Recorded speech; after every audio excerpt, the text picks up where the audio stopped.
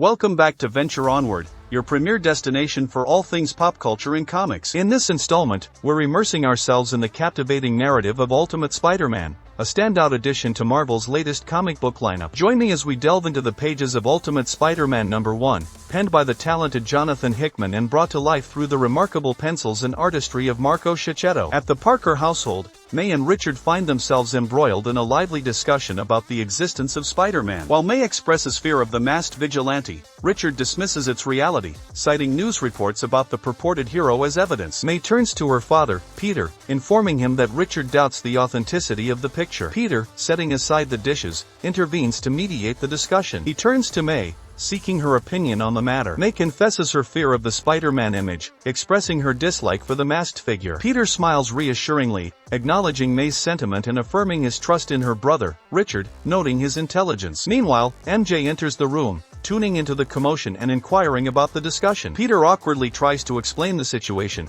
prompting MJ to ensure that everyone is ready for the day ahead. As the family prepares to leave, MJ notices Peter's more defined biceps, prompting Peter to inadvertently attribute them to some recent workouts with a casual shrug. Later, Peter grapples with his newfound abilities, such as his increased strength allowing him to lift city buses and his ability to stick to walls. However, he struggles with mastering the art of swinging through the air, resulting in occasional mishaps like missing his landing and colliding with a nearby water tower. As he picks himself up and shakes off the impact, Peter muses over his newfound durability, recognizing its potential usefulness in combat situations. Meanwhile, Ben and Jonah unwind at a salon, discussing the ongoing attempts on Fisk's life and the clandestine attacks by masked vigilantes against him. Despite the threats, Fisk remains hidden indoors, while the vigilante assaults serve as a diversion to distract the public. They also take note of the Daily Bugle's relentless focus on Spider-Man in its articles, further contributing to the diversion. After their relaxation session, they decide to refocus on their work. Ben nods as he looks at Jonah,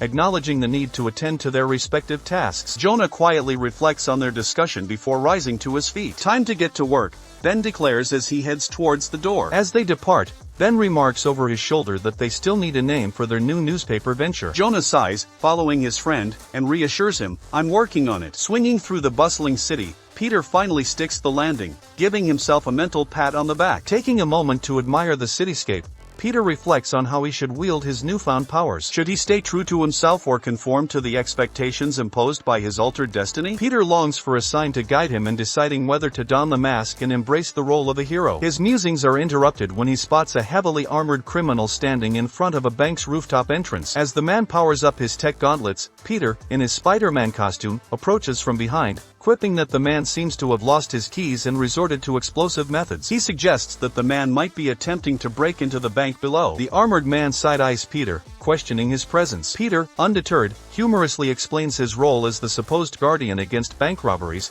just as the armored man seems about to proceed with his ill-advised plan. Acknowledging Peter's point, the grateful man relents before making a foolish move. Somewhat taken aback, Peter questions the armored man's sincerity just as the man extends his hand. Before Peter can react, the man activates a shockwave, earning himself the moniker Shocker. Stunned, Peter is sent tumbling off the roof and into a nearby dumpster, where he lies for a moment, collecting himself with a muttered ow. Returning home still clad in his black suit, Peter moves stealthily through the shadows, seeking solace in a carton of ice cream as he sits on the couch with a sigh. Frustrated with himself for falling for Shocker's deception, Peter takes a bite of his ice cream, only to be interrupted by May's presence. Seeing her father in the intimidating suit, May's eyes well up with fear. Before she can voice her concern, Peter rushes to reassure her, gently placing a hand over her mouth. Realizing the need for honesty, Peter confides in his daughter, revealing his secret identity and the source of his powers. May, initially attributing his abilities to magic rather than a radioactive spider, listens intently as Peter shares his story. To secure her silence, Peter offers her some ice cream,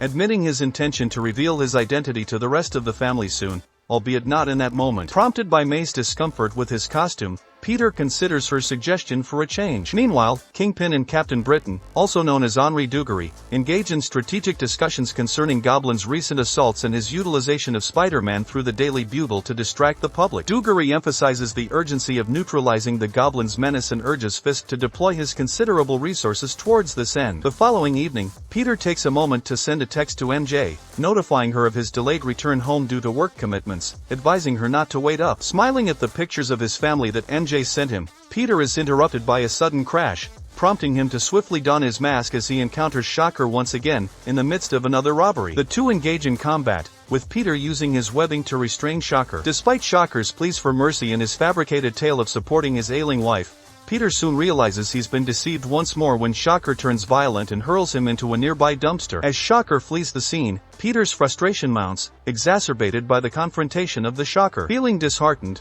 Peter contemplates abandoning his alter ego as Spider-Man. However, his determination is revitalized when he notices a drawing on the fridge from May, featuring a colored spider symbol. Touched by his daughter's gesture, Peter resolves to continue his superhero duties for at least one more day. And thus concludes the thrilling events of Ultimate Spider-Man #1. Stay tuned for more captivating adventures in the Marvel Comics universe.